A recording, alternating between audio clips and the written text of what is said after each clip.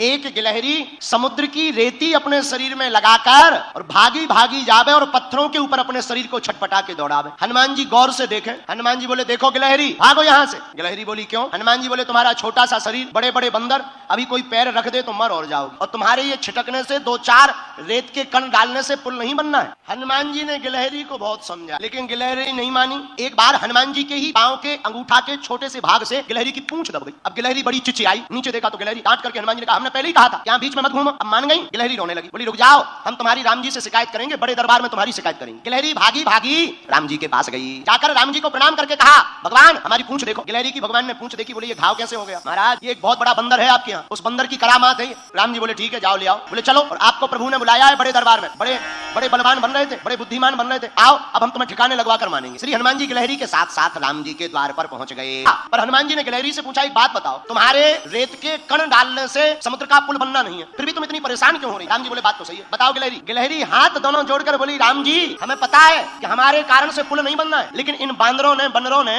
आपकी इस सेना ने बड़े बड़े पत्थर ला करके पुल बना दिया। राम जी बड़े बड़े पत्थर लगे हैं, आपके चरण बड़े कोमल हैं, पत्थर हैं ऊबड़ खाबड़, रखोगे कहीं चोट लग जाए, आपके चरणों से खून बहने लगे, तो ये बनते तो बड़े बुद्धिमान है तुम्हारे हनुमान जी, पर इन्हें ज्ञान एक रत्ती का नहीं। हम छोटे जरूर हैं पर हमें ज्ञान ठीक ठाक। राम जी बोले क्या ज्ञान है? बोले ये तुम्हारे बड़े बड़े बंदर बड़ी बड़ी शिलाएं लगा रहे हैं, पर आपके चरण बड़े कोमल हैं, आप चलोगे तो कहीं पत्थर लग जाएगा, तो हम रेती जाकर के रेती उन पत्थरों की दरार में भरते हैं ताकि आपके चरणों में कोई चोट ना लग जाए। हनुमान जी को सुनकर आंखों से आंसू आ गए। अरे धन्य हो गिलहरी, आप धन्य हो, आपका भाव धन्य है। राम जी ने गिलहरी को अपनी हाथ में लिया, पूंछ के ऊपर हाथ रखा तो जो उसका दुख था, करुणावान करुणा निधान श्री रघुनाथ जी के हाथ रखते ही उस पूंछ का घाव ठीक हो गया और गिलहरी प्रसन्न हो गई। राम जी अपनी 3 अंगुलियां गिलहरी के ऊपर, 3 अंगुल के निशान आज भी गिलहरी के ऊपर है।